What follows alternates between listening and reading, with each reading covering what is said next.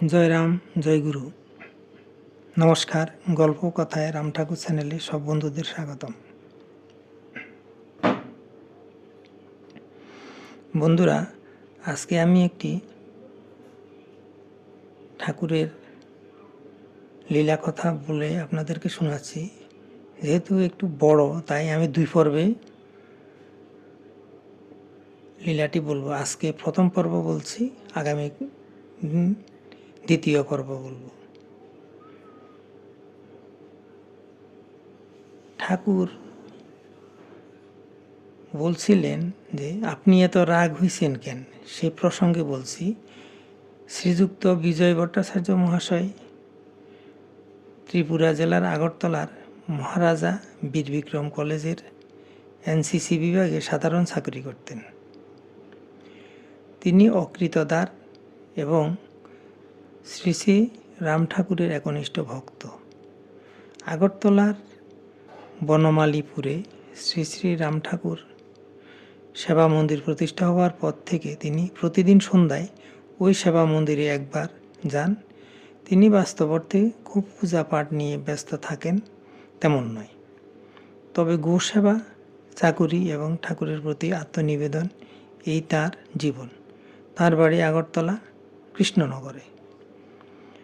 তার অফিসার তাকে খুব বিশ্বাস করতেন। সেদিন অফিসার নিজের 120 টাকা ও একটি ব্যাংকের চালান দিয়ে তাকে বললেন, আপনি কাল অফিসে আসার সময় টাকাটা ব্যাংকে জমা করে আসবেন। সেদিন ছিল শনিবার, তাই সোমবারে টাকা জমা দেওয়া ভিন্ন কোনো উপায় ছিল না। সোমবারে বিজয়বাবু চালানসহ টাকাটা নেবার জন্য ঘরের মধ্যে খুঁজতে লাগলেন, অথচ কিছুতে তার মনে পড়ল না যে ওইগুলি তিনি কোথায় রেখেছেন। তিনি মনে মনে ভাবলেন, সব কথা অফিসারকে জানালে তিনি হয়তো তাকে ভুল বুঝবেন। তিনি তাড়াতাড়ি অফিসারের নিকট ছুটে গিয়ে জানালেন যে ওই চালানটি তিনি হারিয়ে ফেলেছেন এবং পুনরায় আরেকখানা চালান লিখে দিতে অনুরোধ করলেন। তার অফিসার একখানা চালান লিখে দিলেন। এবার টাকার জোগাড় করতে হবে। তিনি ভেবে ভেবে শেষ পর্যন্ত কেশিয়ার বাবু শ্রী জিতেন ভৌমিকের নিকট থেকে 120 টাকা ধার নিলেন।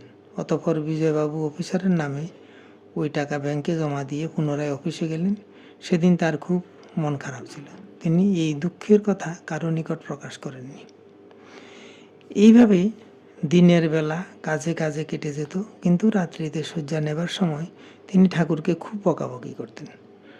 প্রথমে ভালোভাবে ঠাকুরকে বলতেন, তুমি না সত্যনারায়ণ, তুমি আমারে মনে করাইলা না কেন? এভাবে দিন রাত্রি গত হয়ে যেতে লাগলো।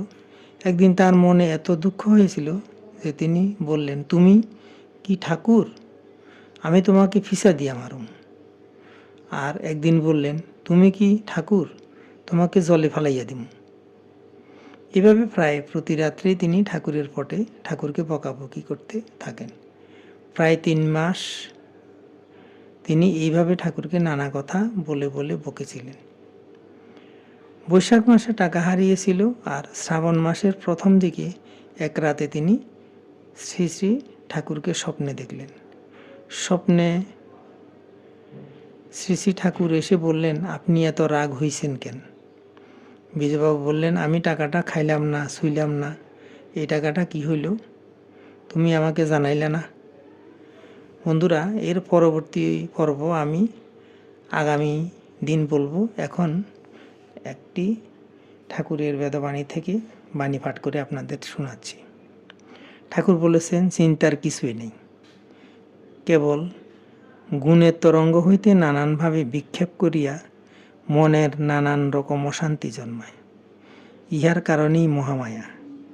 এই মহামায়ার স্মরণ নিয়া থাকিলেই এই মহামায়া হইতে মহামায়ায় মুক্ত করিয়া পরম শান্তিতে আপন সন্তানগণকে রাখেন। অতএব সর্বদা ভগবানের শরণ লইবে। বন্ধুরা, আজ এই পর্যন্তই। আগামী দিন আবার শ্রী শ্রী ঠাকুর সম্পর্কে গল্প বানিয়ে নিয়ে আপনাদের সাথে থাকব। বন্ধুরা, চ্যানেলটি যদি আপনাদের ভালো লেগে থাকে তাহলে সাবস্ক্রাইব করবেন, নতুন বন্ধু হলে পাশে থেকে সাবস্ক্রাইব করবেন এবং বেশি বেশি করে লাইক, শেয়ার, কমেন্ট করবেন। ধন্যবাদ, ভালো থাকবেন। জয় গোবিন্দ, গুরু কৃপাই কেবলম।